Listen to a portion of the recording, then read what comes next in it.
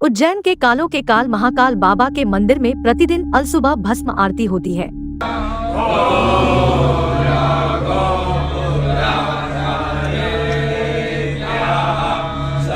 भस्म को शिवजी का वस्त्र माना जाता है।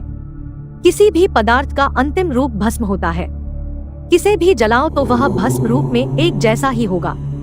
मिट्टी को भी जलाओ तो वह भस्म रूप में होगी। सभी का अंतिम स्वरूप भस्म ही है। भस्म इस बात का संकेत भी है कि सृष्टि नश्वर है। शिवजी भस्म धारण करके सभी को यही बताना चाहते हैं कि इस देह का अंतिम सत्य यही है। आओ जानते हैं भस्मारती के 15 रहस्य। लेकिन उससे पहले हमारे इस वीडियो को लाइक करते हुए चैनल को सब्सक्राइब कर बेल आइकॉन का बटन दबा ले, जिससे आने वाली वीडियो आप आसानी से देख पाएंगे और हमारे सनातन धर्म की महिमा और बढ़ाने में हमारी मदद करेंगे। महाकाल की 6 बार आरती होती है, जिसमें सबसे खास मानी जाती है भस्म आरती। सबसे पहले भस्म आरती, फिर दूसरी आरती में भगवान शिव घटा टोप स्वरूप दिया जाता है।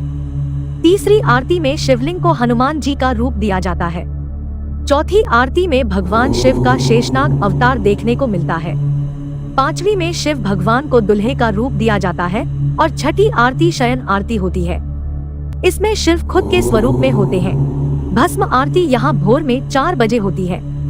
इस आरती की खासियत यह है कि इसमें ताजा मुर्दे की भस्म से भगवान महाकाल का श्रृंगार किया जाता है। इस आरती में शामिल होने के लिए पहले से बुकिंग की जाती है। इस आरती में महिलाओं के लिए साड़ी पहनना जरूरी है। जिस वक्त शिवलिंग पर भस्म चढ़ती है उस वक्त महिलाओं को घूंघट करने को कहा जाता है।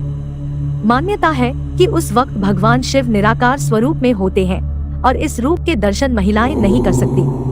पुरुषों को भी इस आरती को देखने के लिए केवल धोती पहननी होती है, वह भी साफ स्वच्छ और सूती होनी चाहिए। पुरुष इस आरती को केवल देख सकते हैं और करने का अधिकार केवल यहाँ के पुजारियों को होता है। प्राचीन मान्यताओं के अनुसार दूषण नाम के एक राक्षस की वजह से अवंतिका में आतंक था। नगरवासियों के प्रार्थना पर भगवान शिव ने उसको भस्म कर दिया और उसकी राख से ही अपना श्रृंगार किया। तत्पश्चात गांव वालों के आग्रह पर शिवजी वहीं महाकाल के रूप में बस गए। इसी वजह से इस मंदिर का नाम महाकालेश्वर रख दिया गया और शिवलिंग की भस्म से आरती की जाने लगी। ऐसा भी कहते हैं कि यहाँ श्मशान में जलने वाली सुबह की पहली चिता से भगवान शिव का श्रृंगार किया जाता है, परंतु इसकी हम पुष्टि नहीं कर सकते हैं। यह भी कहा जाता है कि इस भस्म के लिए पहले से लोग मंदिर में रजिस्ट्रेशन कराते हैं और मृत्यु के बाद उनकी भस्म से भगवान शिव का श्रृंगार किया जाता है। हालांकि यह भी कहा जाता है कि श्रौत, स्मार्त और लौकिक ऐसे 3 प्रकार की भस्म कही जाती है। श्रुति की विधि से यज्ञ किया हो वह भस्म श्रौत है, स्मृति की विधि से यज्ञ किया हो वह स्मार्त भस्म है तथा कंडे को जलाकर भस्म तैयार की हो तो वह लौकिक भस्म कही जाती है। विरजा हवन की भस्म सर्वोत्कृष्ट मानी है। हवन कुंड में पीपल, पाखड़, रसाला, बेलपत्र, केला व गौ के गोबर को भस्म करते हैं। इस भस्म की हुई सामग्री की राख को कपड़े से छानकर कच्चे दूध में इसका लड्डू बनाया जाता है। इसे 7 बार अग्नि में तपाया और फिर कच्चे दूध से बुझाया जाता है। इस तरह से तैयार भस्मी को समय समय पर लगाया जाता है।